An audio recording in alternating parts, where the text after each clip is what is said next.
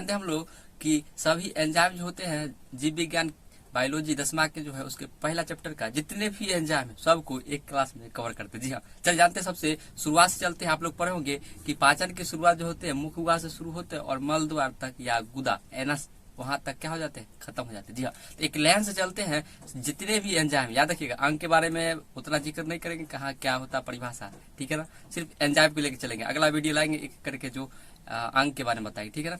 चलिए जानते हैं सबसे पहला बात हम लोग जानते हैं कि आखिर एंजाइम होता क्या, ये तो जानते हैं, ठीक है ना। एंजाइम देखिएगा, एंजाइम देखिएगा एक प्रोटीन से बने होते हैं जो क्या करते हैं पाचन के जीवों में पाचन की क्रिया में उत्प्रेरक के रूप में कार्य करता है। सर ये क्या बात होता है उत्प्रेरक, चलिए जानते हैं। उत्प्रेरक देखिएगा होता क्या, उत्प्रेरक मतलब होता है किसी को जो होता है ना, या तो गति को तीव्र कर देना जो क्रिया हो रहा है, ठीक है ना, जो भी हो उत्प्रेरक प्रक्रिया भी पढ़िएगा, जो क्या करता है गति को तीव्र कर दे या तो कम कर दे, मतलब बढ़ा दे या तो घटा दे, तो उसे ही क्या कहते हैं उत्प्रेरक। तो देखिएगा एंजाइम पाचन की क्रिया में बहुत योगदान देता है। तो अब या तो गति को तीव्र कर देता होगा या तो घटा देता होगा। तो अधिकतर तो तीव्र करता है कि जानते हैं पाचन की क्रिया जल्दी हो जाए, तभी तो हम लोग खाना दोबारा फिर खाएंगे दबा के, ठीक है ना, समझ रहे हैं। चल जाते देखिएगा। तो सबसे पहले जानते हैं मुकुआ में आप लोग पढ़े होंगे कि लार ग्रंथि पाए होते हैं 3 जोड़ी, ठीक है ना, मतलब 6 गो है ना, जिसमें सब जानते होंगे, नाम तो जानते करते हैं, पेरोटिड, सबलिंगुअल, सब मैंडिबल।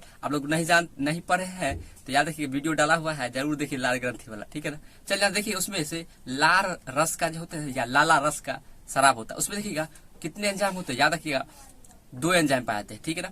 एक होता है टाइलिन, जिसे याद रखिएगा दूसरा नाम इसे क्या कहते हैं, टाइलिन का दूसरा नाम लार एमाइलेज है, ठीक है ना, और दूसरा है लाइसोजाइम। अब देखिएगा टाइलिन का क्या कार्य है, या बोल सकते हैं लार एमाइलेज। देखिए एमाइलेज जब भी आएगा ना कार्बोहाइड्रेट का पाचन करके, चाहे जो भी एंजाइम, ठीक है ना। चलिए जाते देखिएगा लार एमाइलेज, याद देखिएगा जो टाइलिन है ये क्या करता है, जो स्टार्च जो होता है ना, पहला बता कार्बोहाइड्रेट का पाचन करता है, ऑब्जेक्टिव आएगा तो डायरेक्ट मानिएगा। दूसरा बताएगा, अच्छा डीप में पूछ दे, देखिएगा स्टार्च जो होते हैं, देखिएगा स्टार्च जानते होंगे आप, आलू में ज्यादा पाया जाता है, मंड जिसको बोलते हैं, ठीक है ना, या चावल में गेहूं में सब पाया जाता है। उसका पाचन देखिएगा किसमें करता है, सरल शर्करा या बोल सकते हैं माल्टोज में तोड़ देता है। जी हाँ, तो लार में हो गया, आप लोग वीडियो भी देख सकते हैं ना, मतलब देख रहे होगा चित्र में आप लोग। आगे देखिएगा अगला है इसके बाद लाइसोजाइम देखिएगा, लार एमाइलेज में लाइसोजाइम पाया, सॉरी लार में जो लाइसोजाइम पाया जाता है देखिएगा जीवाणु को क्या करता है, खत्म कर देता है, मतलब सबको समाप्त कर देता है। जी हाँ, चलिए जानते हैं अगला। उसके बाद आगे घसकेगा, ठीक है ना, मुग्गु। अच्छा ये बात भी जान दीजिएगा, पूछेगा लार से सने भोजन को क्या कहते हैं, बोलस कहते हैं, ठीक है। एक शॉर्ट वीडियो भी डाले हुए वो भी देख सकते हैं, ठीक है। उसके बाद देखिएगा आगे चलेगा, जब भोजन अच्छे से सना जाता है, मुलायम भी हो जाता है, आप लार का कार्य भी जानते होंगे, वीडियो जरूर देखिए, है ना, नहीं देखिए तो उसके बाद देखिएगा भोजन क्या होगा, धीरे धीरे क्या होगा, ग्रसनी जाएगा। ग्रसनी का नाम सुने होंगे, याद फेरिंग्स बोलते हैं। वहां पे देखिएगा 2 को क्या होता है, द्वार में बढ़ जाता है। एक होता है कंठ द्वार, याद देखिए कंठ द्वार कहाँ चला जाएगा, श्वास नली ट्रैक, ये जो ऊपर वाला देख रहे हैं ना सबसे अगला भाग, याद रखिए कंठ द्वार ही है, श्वास नली ट्रैकिया में चला जाएगा, ये तो श्वसन का भाग है, अभी तो पढ़ना नहीं। अगला देखिए उसके पीछे देखिएगा एक निगल द्वार होता है, ठीक है ना, आप लोग वीडियो भी देख रहे हो, एपिग्लोटिस श्वास नली के ऊपर अटका हुआ है, और देखिएगा तब भोजन देखिए कैसे जा रहा है, ठीक है ना, निगल द्वार होते हुए। देखिए निगल द्वार अगला भाग, निगल द्वार पूछेगा किस में खुलता है, तो याद रखिएगा उसी को बोलते हैं गर्सिका या ग्रास नली, इंग्लिश में बोलते ओसेफेगस, ठीक है ना।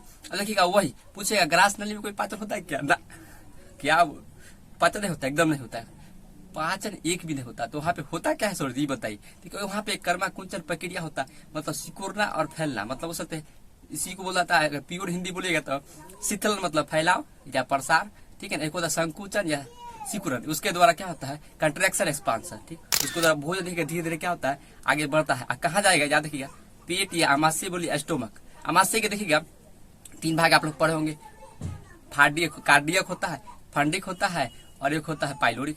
तो देखिएगा भोजन कहाँ पहुंचेगा, ग्रास नली, याद देखिए कहाँ जुड़ता है, कार्डियक भाग में, तो कार्डियक होते हुए कहाँ चला गया, पेट में। अब देखिए अमाशय में देखिएगा वहां आप लोग पढ़े होंगे जठर रस, ठीक है ना, जो कहाँ से निकलता है, जठर ग्रंथि। देखिएगा अमाशय के जो दीवार होते हैं ना उसमें देखिएगा धसा धसा रहता है, उसमें देखिएगा जठर ग्रंथि बहुत पाया जाता है, बहुत, ठीक है ना। अब देखिएगा उससे क्या निकलता है, जठर रस, है ना, गैस्ट्रिक जूस। अब देखिएगा उसमें क्या होते हैं आप लोग पढ़े होंगे, जठर रस भी इसमें भी क्या होते हैं, मुख्यतः 3 होते हैं।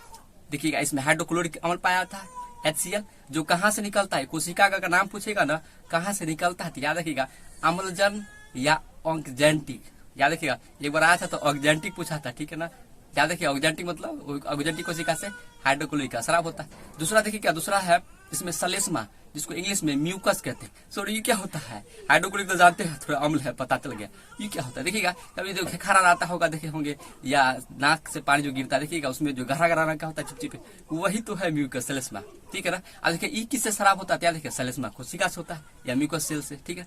अगला देखिएगा तीसरा है, क्या देखिएगा इसमें पाया जाता है अक्रिय पेप्सिनोजन, एक एंजाइम, ठीक है ना।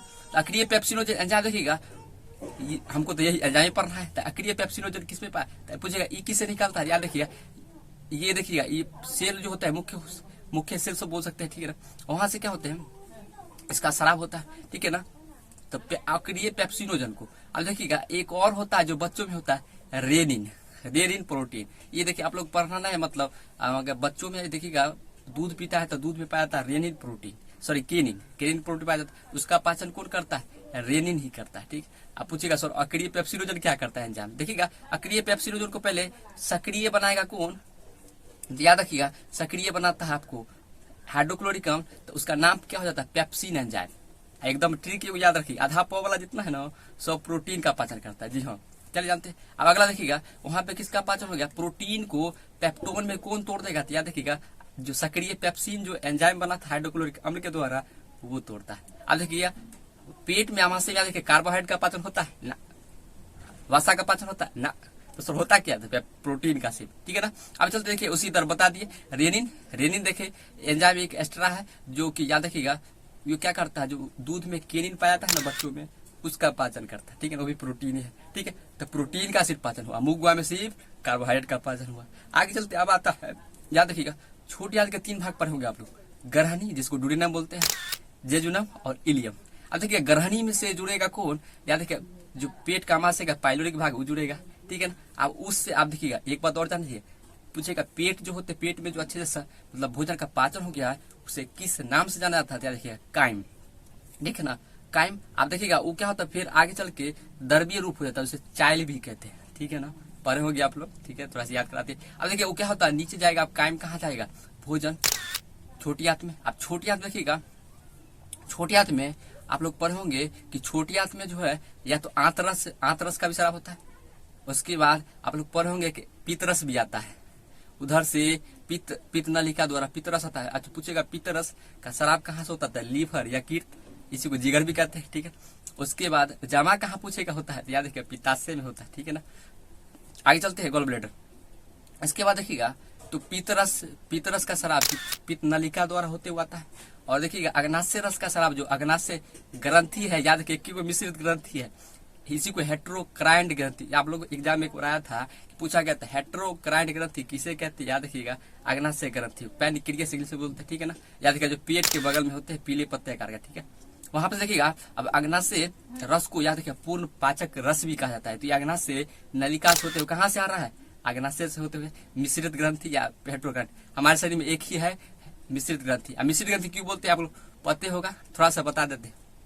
जिसमें याद रखिएगा इसमें रस का भी स्राव हो और हार्मोन का भी स्राव हो तो उसे क्या कहते हैं, मिश्रित ग्रंथि। जैसे इसका हार्मोन निकलता है ग्लूकागोन हार्मोन, ठीक है ना, उसके बाद इंसुलिन हार्मोन, ठीक है, अल्फा सेल से ग्लूकागोन हार्मोन निकलता है, बीटा सेल से आपको ये इंसुलिन हार्मोन निकलता है, ठीक है ना। तो ये सब हार्मोन भी निकलता है। तो हार्मोन याद देखिएगा बिना नलिका के निकलता है, ब्लड में डायरेक्ट चला जाता है। और ये क्या होता है, रस जो स्राव होता है ना नलिका से होते हुए आता है, इसलिए से याद रखिएगा दोनों चीज में हो रहा है, इसलिए अग्नाशय रस को मिश्रित ग्रंथि कहते हैं, ठीक है। चलिए चलते हैं हम लोग अगला टॉपिक जो मेन टॉपिक उस पर।